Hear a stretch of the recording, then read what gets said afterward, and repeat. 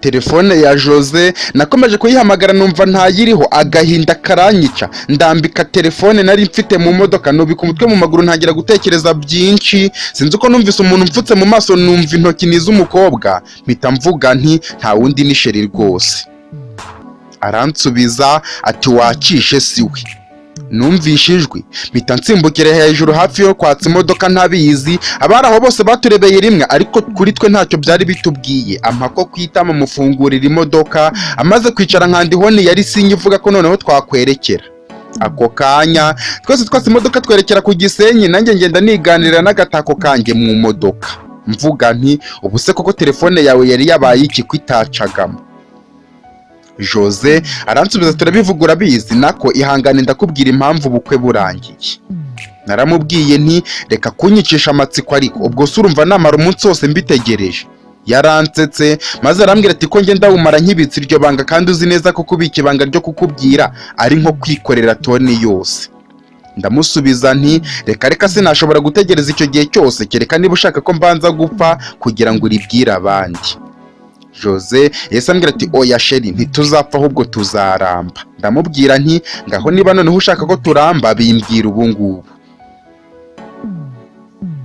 Jose yikije umutima mbona asa n'ugiye kure, ariko nkomeza kumuhumuriza, maze baravuga ati sinashakaga kubikubwira turi mu modoka kuko bishobora kuguhungabanya bigatuma udatwara neza, kereka niduhagarara nibwo ndaza kubikubwira.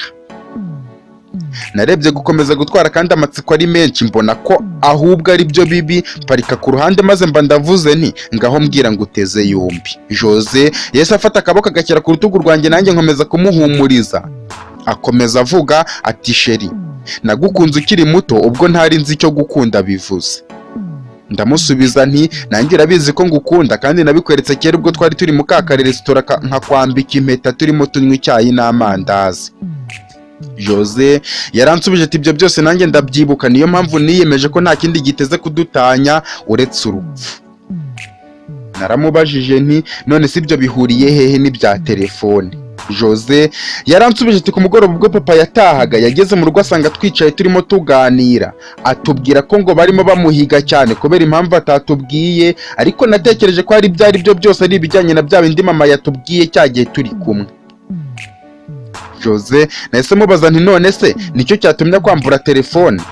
Aransubiza ati ndacyakubwira. Papa yatubwiye ko kubera impamvu agiye kugurisha ibyo afite byose tukimukira hanze bitarenze iki cyumweru. Jose naramubajije nti none se iby'ubukwe bwacu byari bupanze mu mezi 3 biragenda biti? Jose aransubiza ati nakomeje kubimuganirizaho, ambwira ko bidashoboka ko atabasha kubigerageza kuko ngo abamuhiga bamumereye nabi, musabye ko nasigarara byanga, aho kunsubizanya ka telefone nge na mama natubwira ko guhera uwo munsi nta hantu na hamwe tugomba kujya. Nahise mubaza nti none se ubu ngubu waje uti? Aransubiza ati nacunze akiryamye mpumuzamu udufaranga duke arandeka ndagenda.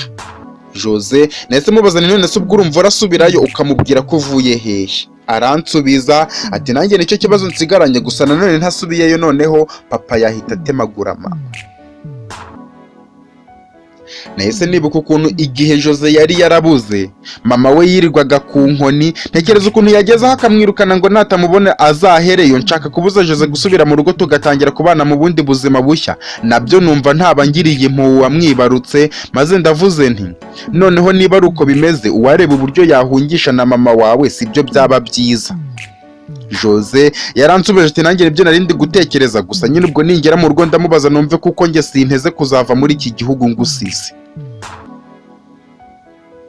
Nge na Jose twakomeje kuganira byinshi byiganjemo amarira, sinzi ko numvise telefone isonye ndebye umpamagaye mbona ni Fiacre, mbenya ko nabatindije, nahise nyikura mu mufuka vuba nihutira kuyitaba. Fiacre arambwira ati muvandimwe none se ko tugeze mu ruhengeri twari tuzi kuri inyuma yacu tukaba twakubuze byagenze biti? Naramusubije nti unyihanganire ndaje mu kanya gato ndaba mbagezeho. Nahise mpanagura amarira Jose yari yarize, amahirwe hari ku gasantere mbanza kugura utuvuta arisiga, turangije twinjira mu modoka. Natwariye ku muvuduko nanjye ntibuka ku buryo nabonaga imodoka imbere yanjye numvaga nayita munsi y'umuhanda nyikomereza, kubw'amahirwe mu minota mike nari nkikiye ba Fiacre nta kibazo kibaye.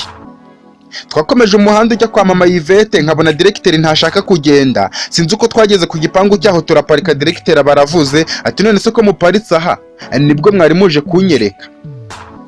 Nahise mubwira ni bwana muyobozi ahantu niho narerewe, nahahuriye n'umubyeyi mwiza arankuza anyigisha imico myiza ari nayo nakoranye kugeza na n'ubu. Diregiteri yahise ambwira ati nge ndumva ntabakurikirana ko ndarwaye. Ndavuga nti none se mwaba mufashwe n'iki ari uko mugeze kuri iki gipangu? Arambwira ati kuva na kera kose iyo nageraga ahantu ahitaga ndwara, none n'ubu ndumva ntameze neza, ahubwo reka nsubire inyuma njye kwivuza. Diregiteri yahise yatse imodoka nanjye mpita mwitambika imbere kuko agahanda kari gato, abura aho anyura, maze mba ndavuze ati nyakubahwa Diregiteri simpamya ko murwaye, ahubwo hari icyo mudukinze, gusa byari kuba byiza iyo mubitubwira byaba n'ibibazo tukabishakira umuti. Diregiteri yahise nsubiza ati ariko se ubundi wa mugani ndahunga njya hehe kandi uwo twapfuye naramubonye, ahubwo reka njye kumureba mwereke ko burya Imana ikora ibitangaza. Yamaze kuvuga ibyo numva byose birancanze, nshaka kumubaza byinshi ariko nibuka ko ari umuyobozi wanjye kuko yari yemeye ko tujyana, ntacyo nari kurenzaho. Diregiteri yahise asohoka mu modoka nkomanga ku gipangu, Zamu arafungura, tukinjira natunge no gusanga Clarisse ari uje kutwakira, turamuhobera biratinda, bigeze kuri fiacre we biba akarusho, aho niho naboneye ko burya urukundo rutajya rwihishira. Barahoberanye biratinda ku buryo twese twahise tubona ibyiza by'urukundo, bamaze kurekurana suhuza n'abandi agarukaho narindi nge na fiacre. Ndavuga nti aha wahageze ryari? Clarisse aravuga ati ko mpamaze igihera, kuva narangiza nahise mbona akazi ko kuza gufasha uyu mumama nkamucururiza, gusa ni umumama mwiza ahubwo mwe muhazi muti. Nahise nibuka umukobwa mwiza witonda mama Yvette yatubwiye mbona ko ari Clarisse. Nahise mubwira ko ariho narerewe kuko amateka yanjye yose yari ayazi nkuko nanjye nari nza ye yose. Turangije dukomeza muri salo turicara mu gihe twari dutegereje ko mama Yvette arangiza kwitegura. Mu minota mike nibwo mama Yvette yaje ahera kuri nge, turahoberana biratinda, akomeza ku bandi, ageze kuri Diregiteri tubona isura irahindutse, baravuze atuyise we mumutoraguye hehe? Bavandimwe, kuva nagera kwa mama Yvette nibwo nari mwumviseho imvugo mbi nk'iyo ngiyo, noneho icyantunguye nuko yarabivugiye mu bantu bangana batyo nk'umuntu utararezwe kandi nari muziho umutima mwiza kandi wihangana. Ikintu twabonye nuko Diregiteri yahise apfukama hasi, twe twarimo tureba twumiwe. Mama Yvette baravuze uturapfuka mupfukamike, nizere ko unzaniye umwana, niba utamuzanye usubire iyo wari uri. Diregiteri yahise avuga ati mbabarira untege amatwi, ngusabye imbabazi mbikuye ku mutima kandi umwana unsaba namuzanye. Mana nyagasani, ako kanya mama Yvette yahise ahaguruka, Diregiteri barahoberana karahava, nanjye mpita menya ko ari wa mugabo we yambwiye babanaga bagapfa umwana. Uwo mugabo yareresheje ku mukire bakaza kumubura, ariko ndebye umwana Diregiteri yazanye ndamubura, mbona ko ari siyasa arimo amutera. Abari aho twese twakomeye rimwe amashyi, abandi bavuza impundu, nubwo usibye njye abandi bose bari mu Kigali batazi aho cyerekera. Mama Yvette yahise avuga ati none uwo mwana ari hehe? Diregiteri yahise avuga ati wowe tuza byose uraza kubimenya, ushonje uhishiwe kuko tubigiyemo twatinda, ahubwo nyuma y'ubukwe ndashyira ukuri maze hanze, iminsi yose maze nyimenya. Ako kanya na Yvette yahise azahobera Diregiteri ariko asakuza cyane ngo papa. Aho niho twahise tumenya ko Diregiteri ari we mugabo wa mama Yvette. Bamaze gusuhuzanya duhita twinjira mu modoka twerekeza ku Gisenyi. Mama Yvette yari yashikiranye na Diregiteri, ibintu byanyeretse impamvu kwa Diregiteri nta gitsina gore cyahinjiraga, bigaragara ko ari igikomere cy'amateka yahuye nayo, ariko kuri iyo nshuro Imana yari yongeye kubahuza. Gusa natekerezaga ko ikinyoma Diregiteri yabeshye mama Yvette nikiza kumenyekana, noneho ibyo byishimo biza kurangirira aho ngaho, ariko kuko twari benshi byampaye icyizere ko tuza kubahuza. Twakomeje urugendo, nkacishamo nkajya kure mu bitekerezo, nkagarurwa na Jose twari twicaranye, nkongera ngacishamo nkabona Diregiteri na mama Yvette na Yvette bari mu modoka imwe nk'umuryango wari unezerewe. Twafatiyeho tugeze ku Gisenyi, fiacre tujya imbere natwe turamukurikira. Twageze imbere tubona ahantu hateye insina, nibuka ko ariho twanyuze igihe twajyagayo tugasanga mama fiacre adahari. Twakomeje kugenda mu kanya gato tuba tugeze kuri cya gipangu, ndahibuka duparika aho hanze. Turangije twinjiramo imbere, twagezemo dusanga amahema arateguye, dekorasiyo sinakubwira, ubanza ari abazungu bari bayiteguye kuko ntari narakayibona rimwe mu Rwanda. Ibintu byongeye kunyereka aho fiacre avuka nubwo utashoboraga kubimukekeraho.